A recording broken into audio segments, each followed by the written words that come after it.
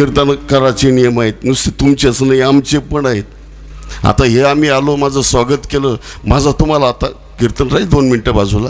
खरंच सांगा, सत्कार माझा केला का कीर्तनकाराचा? खरं बोलायचं, कोणाचा केला? गादीचा केला का माझा केला? उद्या जर मी टी-शर्ट जीन्स पॅन्ट घालून जर आलो, कराल का? म्हणजे याचा अर्थ हा सन्मान कोणाचा आहे? हा कीर्तनकाराने आपला समजायचा नाही. विठ्ठल विठ्ठल.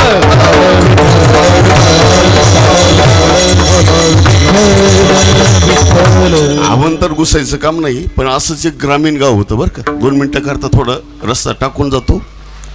एका गावामध्ये मंदिर बांधलं, मंदिर गावाच्या बाहेर. गावाच्या बाहेर काय बांधलं? मंदिर बांधलं. उद्या प्राणप्रतिष्ठा.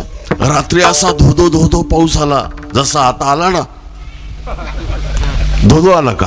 नाही ना, पण त्या कीर्तनातल्या त्या दृष्टांतामध्ये आला.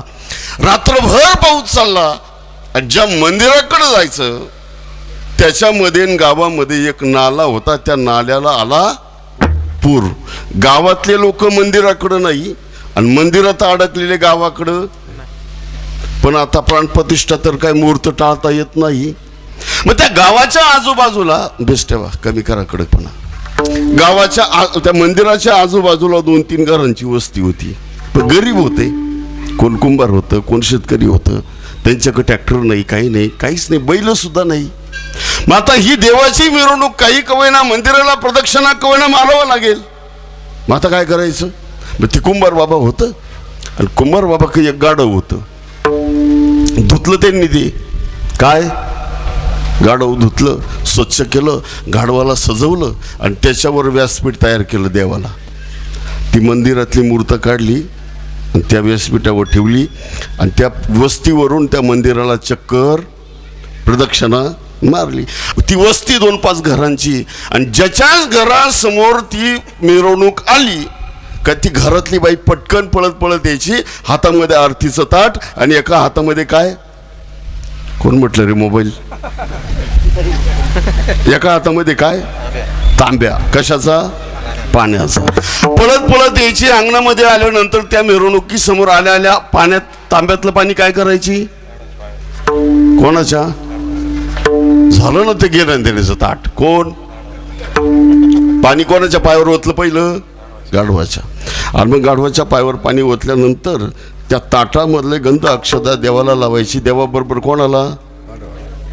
ते आणखी ताट झालं. कोण? तुम्ही अजून मिरवणुकीमध्येच आहे का? विठ्ठल विठ्ठल.